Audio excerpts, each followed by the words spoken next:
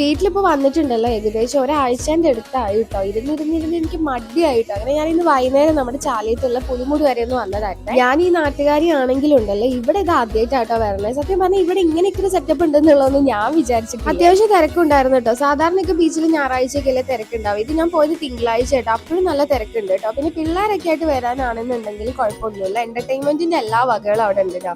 ഇതേ കുതിരയുണ്ട്, അതുപോലെ തന്നെ ടോയ് കാറൊക്കെ ഉണ്ട്. ബീച്ചിൽ ഞാൻ വരുന്നതിന്റെ മെയിൻ ഉദ്ദേശം എന്താ വെച്ചിട്ടുണ്ടെങ്കിൽ ഇതേ ഫുഡ് എന്തെങ്കിലും മര്യാദയ്ക്ക് കഴിക്കാനായിട്ടോ.